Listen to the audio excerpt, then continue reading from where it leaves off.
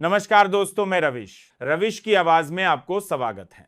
भारत की राजनीति, प्रशासन, धर्म, कूटनीति, आपदा प्रबंधन और अर्थव्यवस्था इस समय उबाल पर है। इस सप्ताह की 7 बड़ी घटनाएं देश के इन तमाम स्तंभों को झकझोरने वाली रहीं। एक तरफ विदेश मंत्री जयशंकर ने पाकिस्तान को दी खुली चेतावनी, दूसरी तरफ धार्मिक आयोजन में लापरवाही ने ले ली एक निर्दोष की जान। सियासत में बाहुबली नेताओं की एंट्री से गठबंधन संकट में है, तो कहीं प्राकृतिक आपदा ने सरकारी तैयारियों की पोल खोल दी। व्यापार की दुनिया में भारत अमेरिका डील से सबकी नजरें अटकी हैं। बिहार की एनडीए जोड़ी के पोस्टरों ने नए राजनीतिक समीकरण को जन्म दिया और एक मंत्री की रैपिडो बाइक बुकिंग ने स्टार्टअप और रोजगार पर सवाल खड़े कर दिए। तो आइए इन खबरों का विस्तार से विश्लेषण करते हैं, हर घटना में छिपे रहस्य और सवालों के साथ। हमला हुआ तो बख्शेंगे नहीं, जयशंकर की पाकिस्तान को चेतावनी, घटना क्या है? हाल ही में जम्मू कश्मीर के पहलगाम में आतंकी हमले के बाद विदेश मंत्री एस जयशंकर ने अमेरिका से पाकिस्तान को स्पष्ट शब्दों में चेतावनी दी। उनका कहना था, अगर भारत पर हमला हुआ तो हम जवाब देंगे और ऐसा देंगे कि वह याद रखेगा। जयशंकर ने अंतर्राष्ट्रीय मंच से पाकिस्तान की आतंकवाद पर नीति की आलोचना की। साथ ही यह भी कहा कि भारत अब सहनशील राष्ट्र नहीं रहा। प्रश्न उठते हैं, क्या भारत अब स्ट्राइक फर्स्ट की नीति अपनाने जा रहा है? क्या यह सिर्फ कूटनीतिक भाषा है या सैन्य कार्रवाई का संकेत? क्या अमेरिका, चीन और अन्य इस चेतावनी को गंभीरता से लेंगे? विश्लेषण, भारत की विदेश नीति में यह एक निर्णायक मोड़ हो सकता है। पहले भारत रक्षात्मक दिखता था, अब आक्रामक कूटनीति अपना रहा है। आने वाले हफ्ते इस नीति की असलियत सामने लाएंगे। बागेश्वर धाम हादसा, श्रद्धालु की जान गई, लेकिन जवाबदेह कौन? घटना क्या है? धीरेन्द्र शास्त्री के जन्मदिन पर बागेश्वर धाम में भारी संख्या में श्रद्धालु पहुंचे। इसी दौरान तेज हवा से एक टिन शेड गिर गया, जिससे एक श्रद्धालु की मौके पर मौत हो गई और कई घायल हुए। प्रश्न उठते हैं, क्या आयोजकों ने सुरक्षा मानकों का पालन किया था? क्या प्रशासन ने अनुमति देने से पहले निरीक्षण किया? धार्मिक आयोजनों में सुरक्षा को लेकर कोई तय नियम है? ऐसे आयोजनों में जब लाखों लोग जुटते हैं, तब प्रशासन और आयोजकों की संयुक्त जिम्मेदारी होती है, लेकिन अक्सर यह जिम्मेदारी आस्था के नाम पर टाल दी जाती है। यह हादसा उसी लापरवाही का नतीजा है।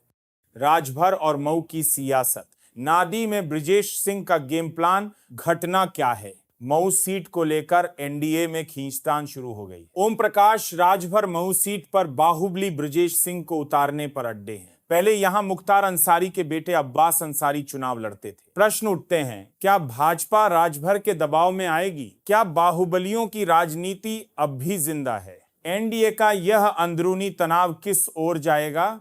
यह दिखाता है कि एनडीए के भीतर भी सत्ता साझेदारी को लेकर संघर्ष है। वहीं राजनीति में बाहुबली नेताओं की वापसी लोकतंत्र पर बड़ा प्रश्न है। हिमाचल में तबाही, मंडी बना आपदा का केंद्र, घटना क्या है? हिमाचल प्रदेश के मंडी में बादल फटने, भूस्खलन और भारी बारिश के कारण अब तक 51 लोगों की मौत, कई लापता और सैकड़ों रास्ते बंद हो चुके हैं। ब्यास नदी खतरे के निशान से ऊपर बह रही है। प्रश्न उठते हैं, क्या सरकार ने मौसम विभाग की चेतावनी को गंभीरता से लिया था? क्या पहाड़ी इलाकों में बेतहाशा निर्माण इन आपदाओं का कारण है? क्या हमें अब पर्वतीय राज्यों में विकास मॉडल पर पुनर्विचार नहीं करना चाहिए? यह आपदा हमें बताती है कि जलवायु परिवर्तन सिर्फ किताबों का विषय नहीं, जमीनी हकीकत बन चुका है। यह घटना सरकारी तैयारी की असल तस्वीर भी पेश करती है।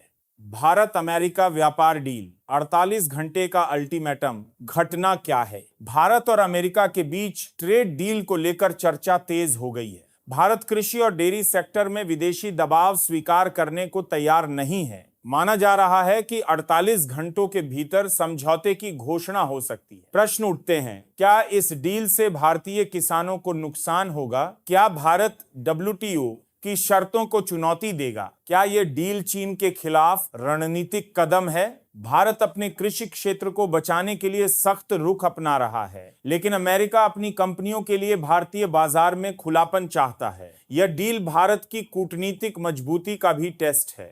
बिहार एनडीए में पोस्टर प्रेम पर क्या अंदर से टूट रहा है गठबंधन? घटना क्या है? बिहार चुनाव के पहले इंडा ने नया पोस्टर जारी किया, जिसमें प्रधानमंत्री मोदी और मुख्यमंत्री नीतीश कुमार साथ दिख रहे हैं। लेकिन विपक्ष का दावा है कि ये साथ बस चुनाव तक का है। प्रश्न उठते हैं, क्या नीतीश और मोदी के बीच भरोसा बचा है? क्या जेडीयू और बीजेपी वाकई एक विचारधारा साझा करते हैं? क्या यह महज राजनीतिक मजबूरी है? विश्लेषण, एनडीए की आंतरिक राजनीति जटिल होती जा रही है। पोस्टर की एकता असल में जमीन पर दिखेगी या नहीं, यह चुनाव परिणाम तय करेंगे। मुंबई में मंत्री बनाम रैपिडो ड्राइवर, कौन सही कौन गलत, घटना क्या है? महाराष्ट्र सरकार के मंत्री ने रैपिडो बाइक बुक की और जब ड्राइवर आया उसे 500 देकर कहा यह अवैध है, मत चलाओ। अब यह मामला बड़ी बहस में तब्दील हो गया है। प्रश्न उठते हैं, क्या मंत्री ने जनता के हित में काम किया या ड्राइवर को डराया?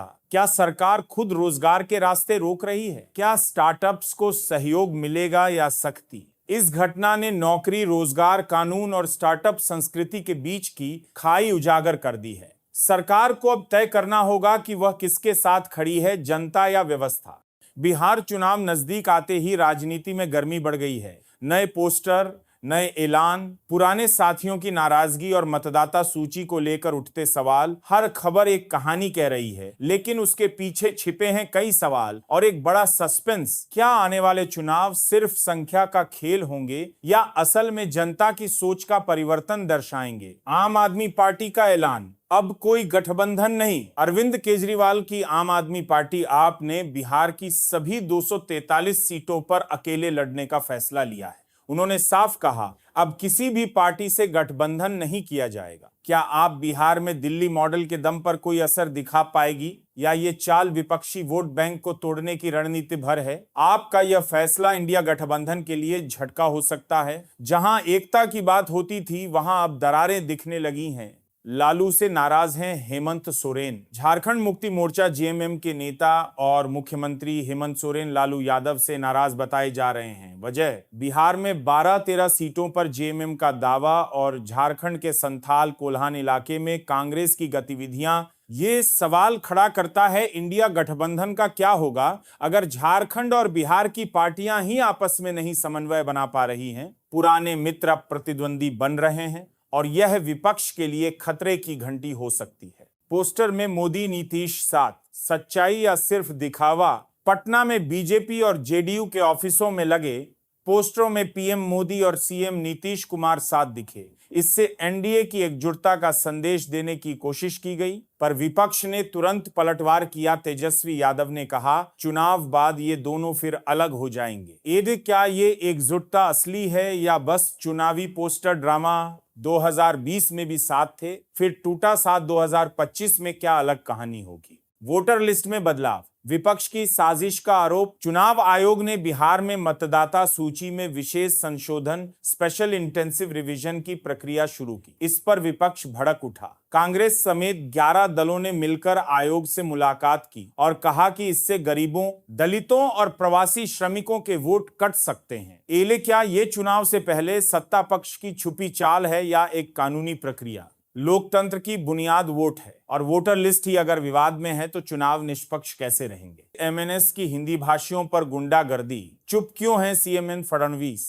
महाराष्ट्र में मनसे एमएनएस कार्यकर्ताओं द्वारा हिंदी बोलने वालों पर हो रहे हमलों ने पूरे देश में गुस्सा भड़का दिया है। वायरल वीडियो में देखा गया कि मिठाई की दुकान पर सिर्फ मराठी न बोलने पर एक दुकानदार को पीटा गया। मुख्यमंत्री देवेंद्र फडणवीस इस मुद्दे पर या तो चुप हैं या केवल औपचारिक बयान दे रहे हैं। ये सवाल है, क्या महाराष्ट्र में हिंदी भाषियों की कोई सुरक्षा नहीं और क्या यह चुप्पी चुनावी समीकरणों का हिस्सा है? अगर भाषा पर राजनीति होगी तो भारत की विविधता का क्या होगा? सियासत के साए में सस्पेंस की लकीरें, बिहार में आपकी अकेली चाल, इंडिया गठबंधन की अंदरूनी खींचतान, नेडे का पोस्टर, प्यार, वोटर लिस्ट विवाद और एमएनएस की भाषा गुंडई सब मिलकर भारतीय राजनीति को एक नया मोड़ दे रहे हैं। यह सिर्फ चुनाव नहीं है, यह गठबंधनों की परीक्षा है, भरोसे की कसौटी है और जनता की निगाहों का इम्तिहान। अब सवाल आपसे, क्या आम आदमी पार्टी बिहार में बदलाव ला पाएगी